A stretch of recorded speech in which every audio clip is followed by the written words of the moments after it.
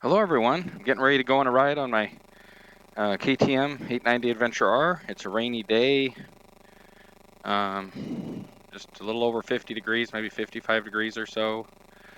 Just got this out of the garage, so the temperature on here isn't necessarily accurate. Just fueled up.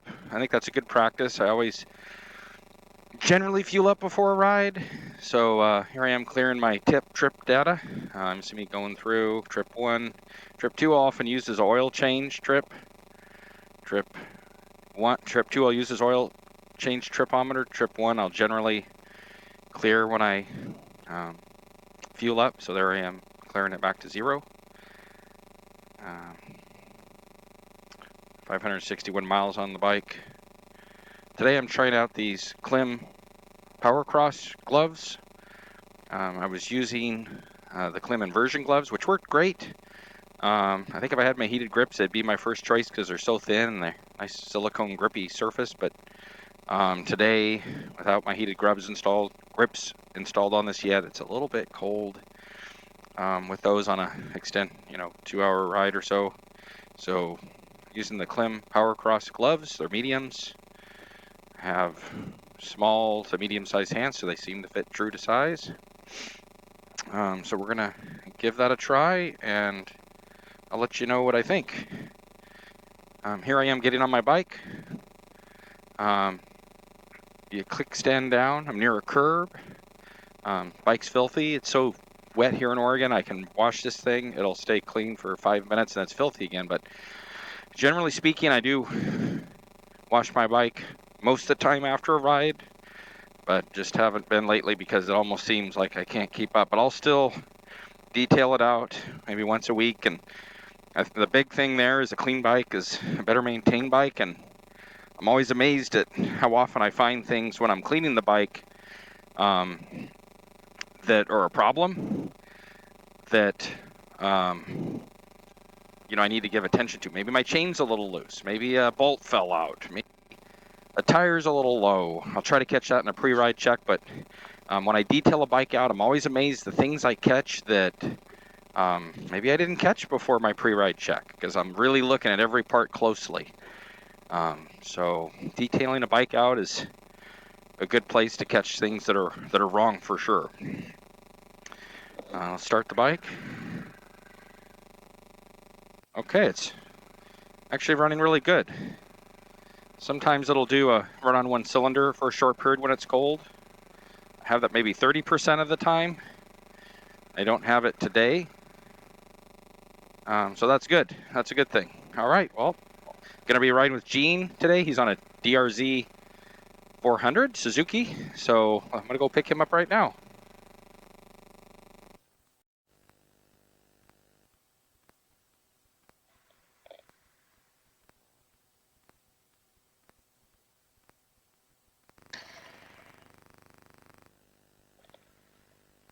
I got to bleed these front brakes.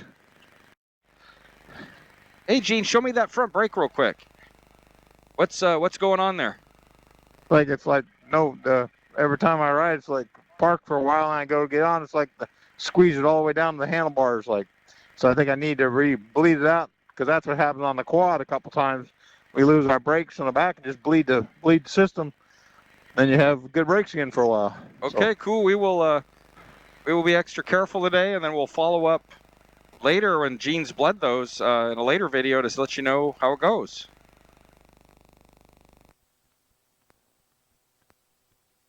Off. He's going over a little washboard here. We're transitioning to gravel, heading our way up and over the coast range, heading towards the coast. I mean, these are big washboards. It's hard to tell on camera. There's this a little smoother again. Here's some more. But these bikes just handle it great. It's a nice part about it, an enduro bike, is all the suspension. It just handles it.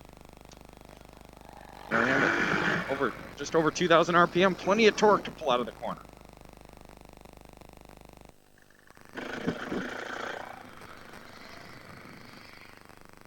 Nice having Gene up there. I can watch him ride. Oh, lots of washboard again. when it dries out up here, there's some trails that can be ridden. But right now it just would be a mud hole. So we'll wait for it to dry out a little bit. I've done that years gone by, and I like to ride, not just struggle to find traction all day.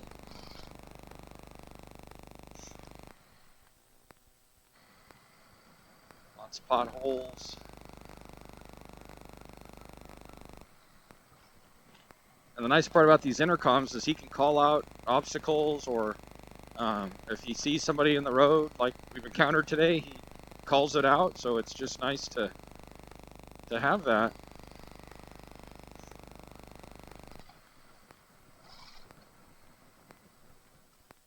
See some tracks here, so there's probably some log trucks up here, or trucks that we need to be mindful of that.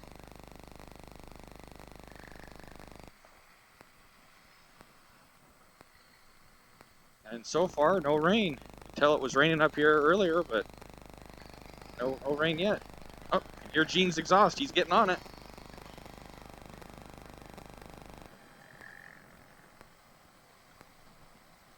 Yeah, I like his exhaust. It has sound to it, but it's not obnoxiously loud or anything, so.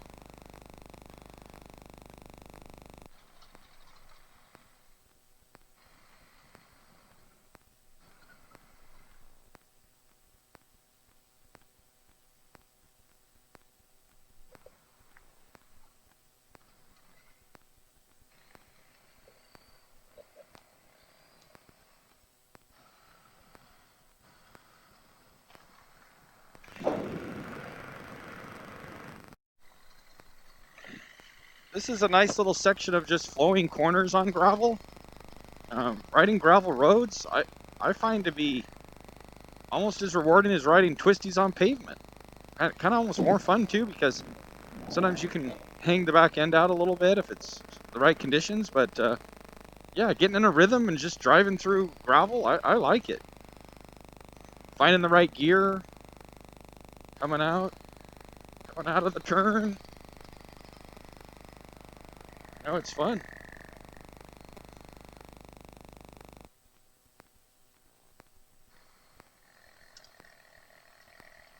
On the throttle, off the gas, neutral through the corner, and then pulling back out of the corner. Get a straight stretch, you get to gain some speed.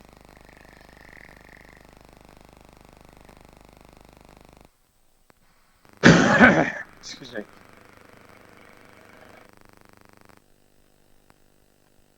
I like to try to find a patch, like you see where Gene's track is. He's in one of the better lines because he's finding traction there rather than being in the middle or off to the side.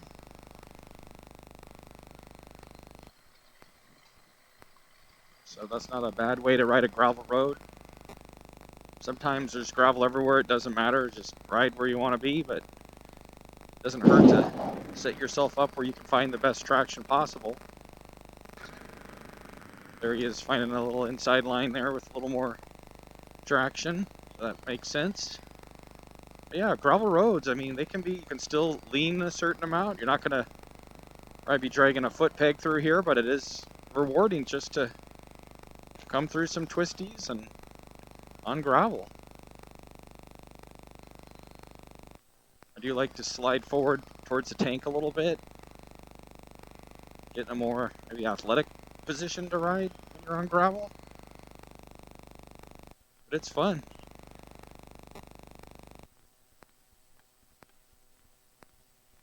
It's best to test the limits of your bike, or not test the limits of your bike. Just traction at first on gravel. Every bike tire seems like it's a little different, so if you're new to a bike, you don't want to just rail through the corners. Kind of, gradually get a feel for what your bike's doing. I've had times where I was gradually getting a feel for a bike and had the front end scoot out a little bit, step out a little bit on a corner, and if I had been going, 5 miles per hour faster or so, it might have ended poorly. But because I was gradually working my way up speed, it just was a quick little traction break and then regain control of the bike. So it's important to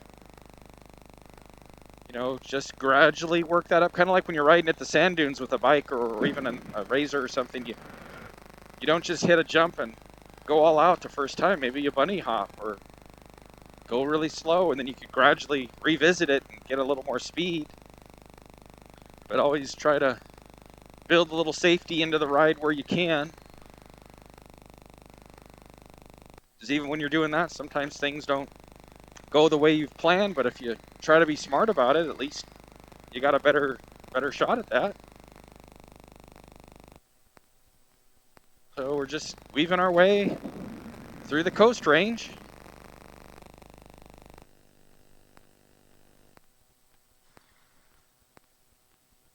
Gene, how you doing up there?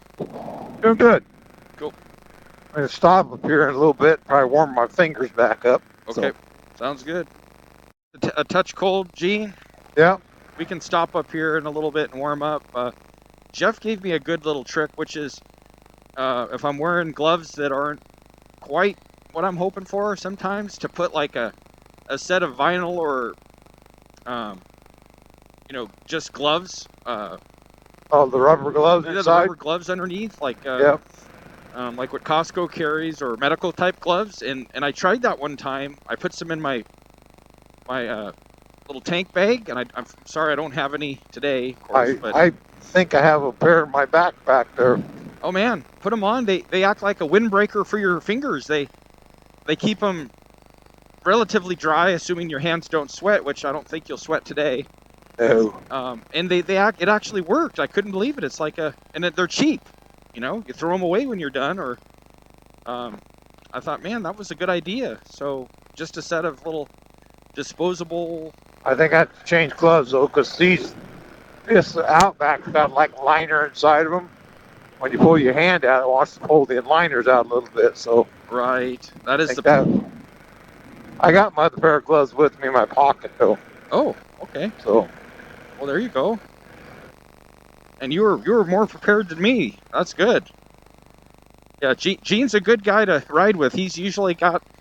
I try to carry an assortment of tools, but he's usually got things that I didn't think of. So that's a good point. If you ride with somebody else and you encourage you both to bring tools, and many times I might have something he doesn't, and he always has something I don't. And so if you're riding with a buddy system, which is I encourage, if something does go wrong, then most of the time you can, you know, jimmy rig something to get it by at least where you can get back. I'll do another video sometime where I talk about what we have in our travel bags or on these day trips, kind of toe straps and tire plug kit, battery jumper cables, and you know, a little bit of electrical tape, a few zip ties. I have a little wire. This is a quick list here. I'm not trying to cover it all, but just some of those things. Maybe snacks. You know, trail mix, something easy to carry.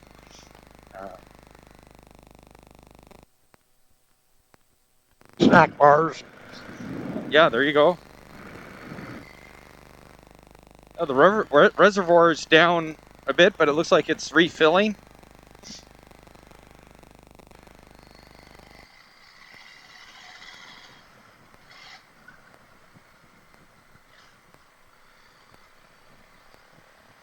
What's your temp now?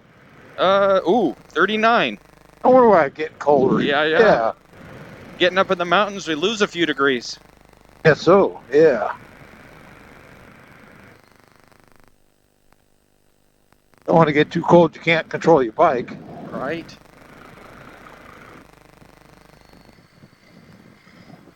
Well, that's a good point. Having your hands warm is important for control. I mean, if your hands get numb, it's harder to control these bikes between the clutch and the throttle and the front brake. There's a lot going on with those hands.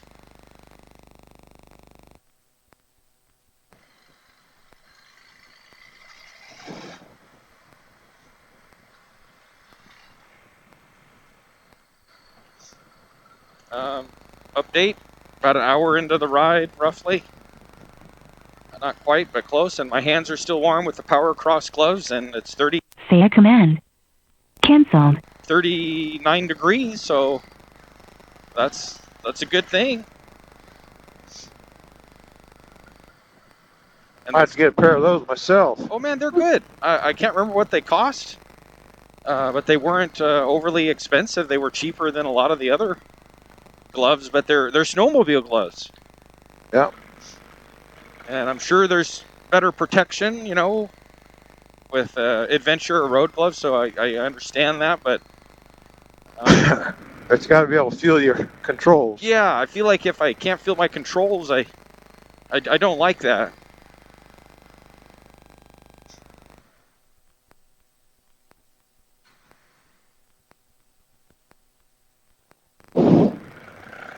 So the motorcycle's good for that. So here we are on the, got the 890, got the DRZ 400, and here's Gene using his factory glove warmers on his Yoshi. So the Yoshi exhaust, we talked about the sound and all that, but we didn't talk about the how that you could warm your hands with that. Looks like it's doing a good job on a 38-degree day. Yeah.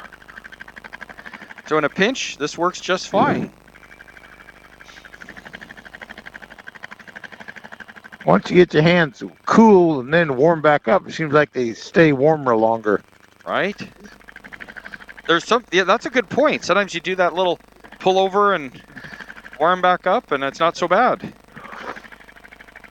I am running this KTM rock guard thing. I've heard that if you don't use that, you catch rocks in your skid plate. You can. So this is the cutout. It's so filthy, but it's muddy up here. There's the cutout right there. I the rock I worry about is the sticks getting the oil line. I had a DRZ 350, and I didn't have a guard like that, and I got a stick jammed in there. Oh. It cut the oil off to the head. Oh man. So I put one of those. I made my own kind of screen to put in front of my oil line. So I never had that trouble again. That was smart.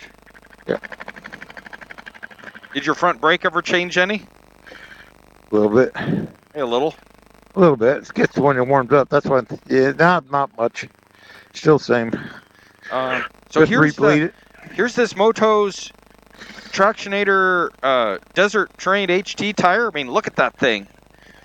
Those knobbies are huge.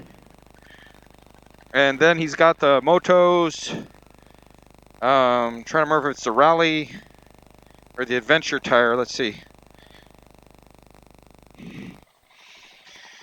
What do we got here?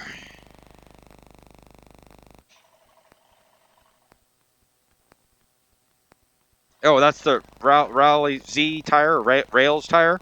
That's a good choice. So he's got a, those are good tires for what we're doing today. The TKC 80s are holding up on this pretty good. My back tire is obviously wearing.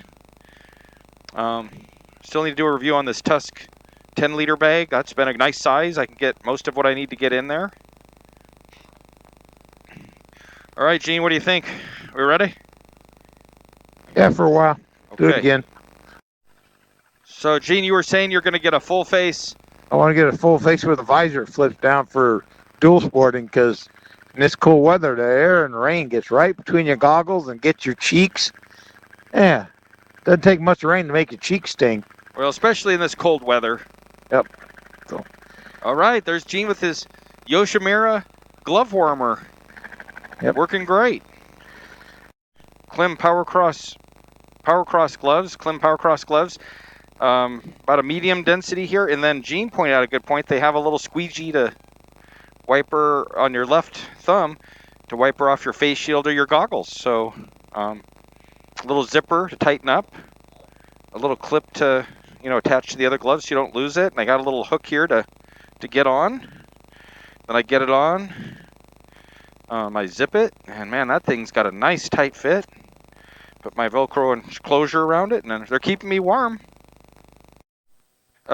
Gene and I were just talking about the difference between a dual sport and an adventure bike, is just a little more wind protection on an adventure bike.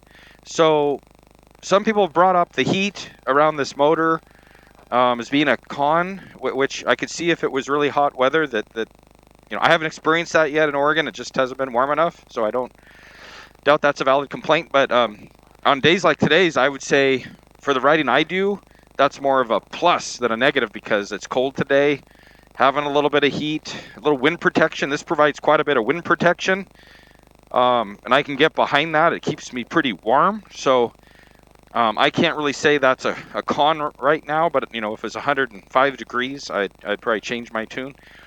But as you can see, that's the difference between a dual sport, kind of more just your dirt bike, which I really like, versus an adventure bike. Now, the con to the adventure bike is there's more weight there. If we were on single track or something tight, suddenly I would long for this bike, want to be on this bike, because less weight, more maneuverability. Those are all pluses in that tight technical stuff when the going gets really, really tough. This will do 2-track, gravel roads, pavement. But if I was on some single track, muddy, rooted rocks where I'm having to get on and off the bike, it probably wouldn't be the tool that I would pick for that. Not that you couldn't do it with skill, but it might be harder going. So good point, Gene. Anything else you want to add in there? I think you got it covered. Okay. You got a little wind fairing in the front, keeps your chest warmer too. Yeah, no, I feel like the coverage for me, it gets me out of the wind. I don't have to dress quite as warm as I might normally have to. So no, that's a valid point. All right, let's ride some more. Yep. Here we are winding through some gravel roads, getting a little deeper into the forest now. I really like it. Got past some of the spots where they were logging, so at least we know we don't have to be quite as watchful for equipment and log trucks. We won't rule it out that there isn't somebody else up here, but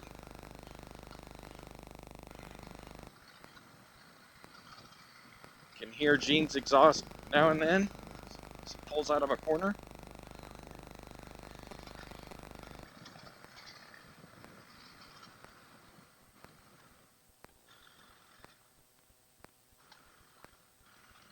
Good day for a ride. No rain yet.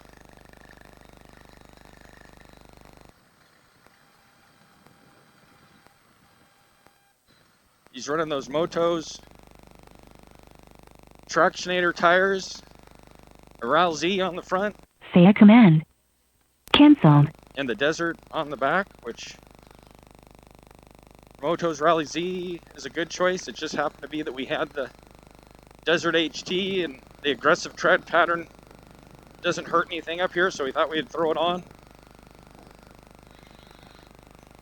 But we don't have any problem with the RAL-Z rear tire. It just, like I said, we just happen to have the HT tire around, so we put it on.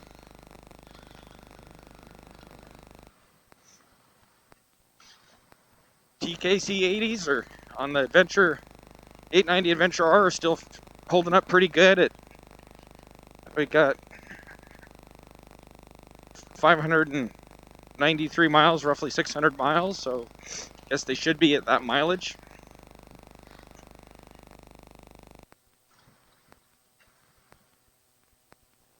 And the 890, this is a pretty rough terrain as far as it's packed, but it's not a smooth packed road. Feels good. I stand up now and then if it gets super rough, but overall feeling really good, feeling controlled. On these cooler days, I was just talking with Gene, I tend to take my 890 over my 690, not because the 690 has any problems at all. I love that bike. It's a big dirt bike, big powerful dirt bike with great suspension, but I just like the wind protection. I can stay warm a little easier on my 890 just because of the fairing. The little bit of fairing work that it does have does keep the wind off my chest, and I just stay a little cooler, or excuse me, a little warmer. So I kind of wondered why I'm gravitating away from my 690, and I think that's the biggest reason, especially when it's cold. It feels good to have that protection. Here we are looking through a corner as we come out of it. It's always good to be able to look through a corner as you progress through it. And it's just beautiful up here. What a beautiful day to be riding a motorcycle. Such a good day. And especially with good company. I'm lucky I have good friends to go with. Ed was on my last ride, and then Ed was putting in tile today, so he's very handy with doing projects, so he's doing that project. And Gene said, hey, I can ride, so I was like, all right, let's rock and roll. Get a ride in. You know how it is, life is busy. It's hard to squeeze it in between work and family, but you know, if you get an hour here and there, it's good two-wheel therapy.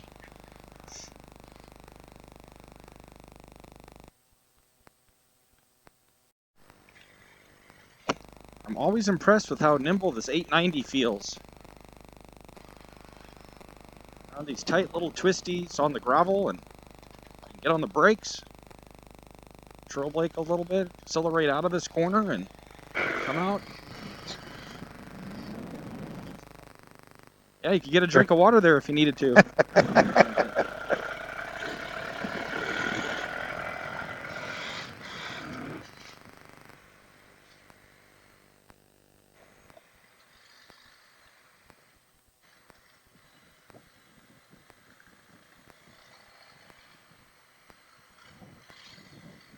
Just so light and nimble. Look at this beautiful sky up there. Oh, it really is.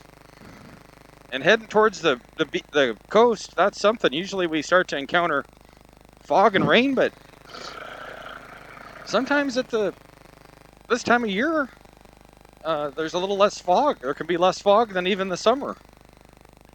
That marine layer can not be so bad.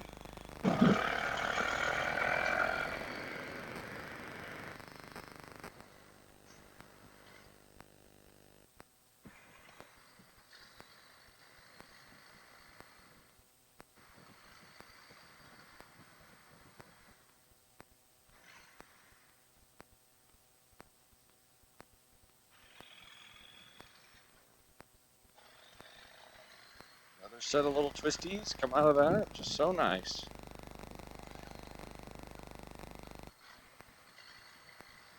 Another big rock. Oh boy. Yeah, that thing is huge. Wouldn't want to hit that. Nope. I wouldn't want to come by when it come down neither. What's that? I wouldn't want to be riding by when it came down. No. Or I said in some of my earlier videos, always ride with a little left on the table. I got a lot left on the table today. You do. No, you do. It's just too cold to get too carried away. Yep, nope, you always ride in a good way.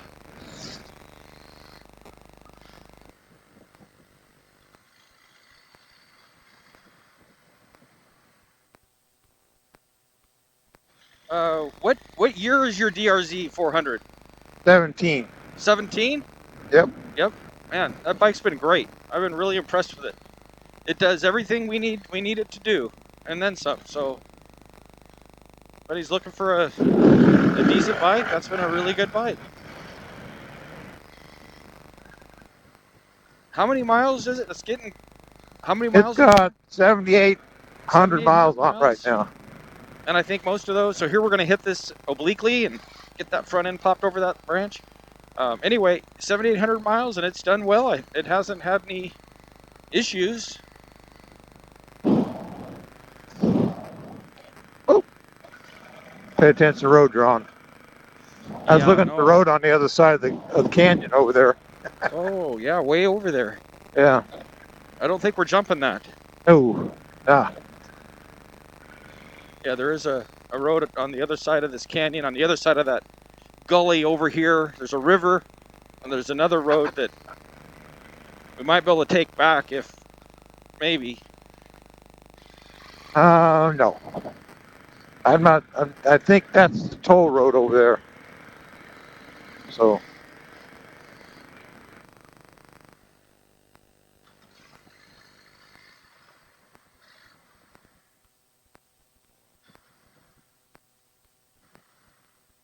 Oh yeah.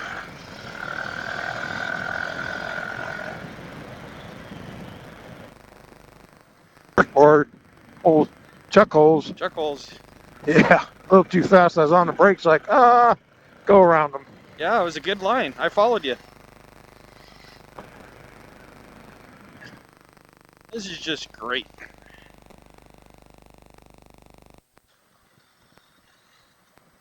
I mean, you'd never think that twisties on gravel would be this much fun, but they're very satisfying.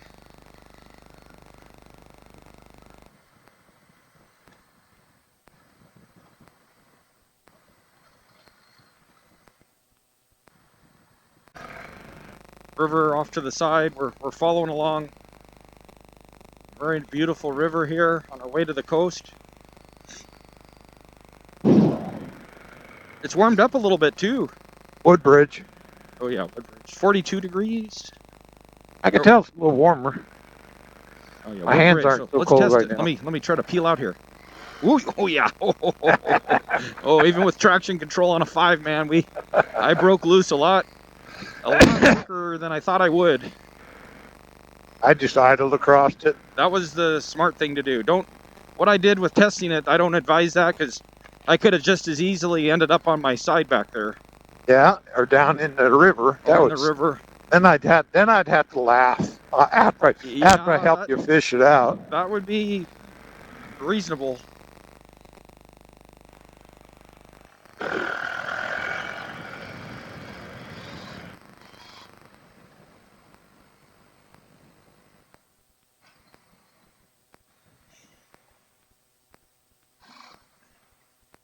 This bike has so much torque, I can float the front end over anything I want to float it over.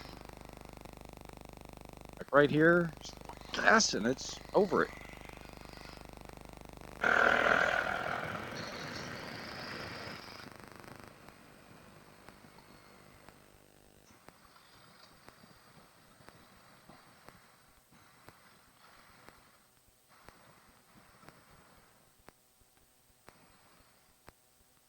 I love how the leaves kind of stir up behind your back wheel and kind of flow around.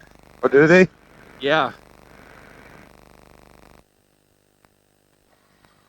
Yeah, it won't be long. All those leaves will pretty much be decomposed. That's what I did yesterday. Blew all the leaves up in the pile and ran through a chipper shredder.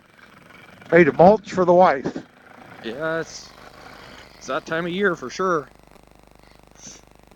Used it in the flower beds. Oh.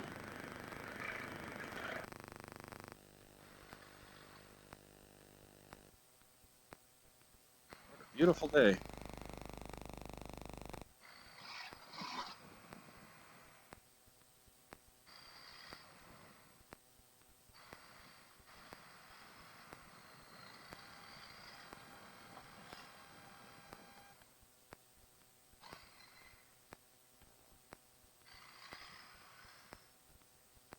I try to get most of my braking done before a corner, but sometimes I'll trail brake a little bit into it. But so like here, I'm coming into a corner, I'll get on the brakes, brake. Big rocks. Big rocks in the road. Yeah, some big boulders there. They must have rolled off that hill. Yep.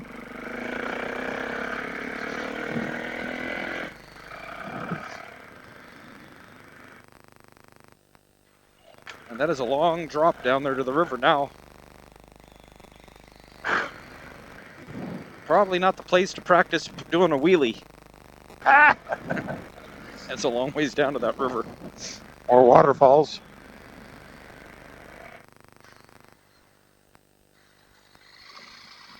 Beautiful view, though. Oh, it's a great view.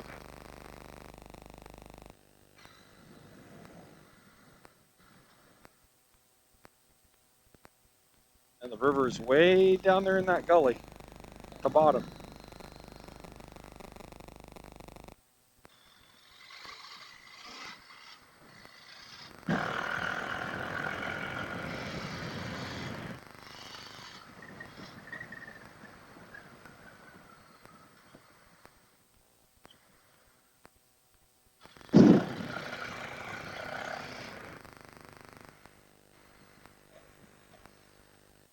This is a pretty sharp corner. I like these where you can see through them before you get in them. Little washboard coming out is real common because of people accelerating.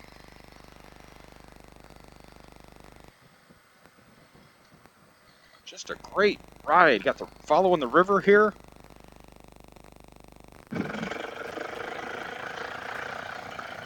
Torque out of the corner.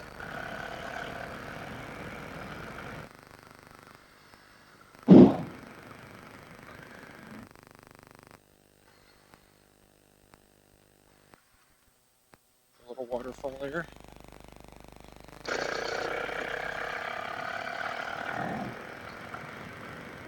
Oh, there was a hawk.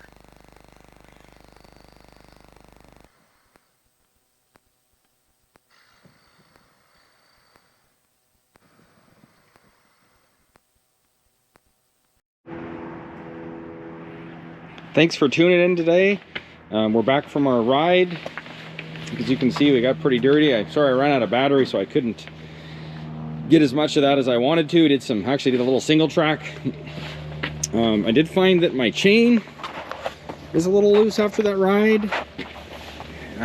I'll do a video, need to wash this bike today, and then I'll do a video on adjusting that. And then I also noticed I got past 600 miles today, and the bike gave me red line up to 10,000 RPM, and that's a different experience that I haven't shown on camera yet. So I'll talk about chain adjusting and also do a ride where I do some longer pulls past 6,000 RPM, because before it started to flash around 6,000 RPM, so I just short shifted. I wasn't trying to rev the bike out. So more to come. Please like and subscribe. Have a great day. One last quick update on the Klim gloves. I did ride a little over 100 miles today, and it was around 42 to 48 degrees, and these gloves kept me warm the whole time. Like I said, they're medium, and they have a little clip they can hold together when you're not using them. I always like that, because then you don't lose your glove. And they were good. So these get my recommendation. Klim Powercross gloves. I think they're snowmobile gloves, but they work good for what I did today. Thanks for tuning in. I appreciate it, and take care.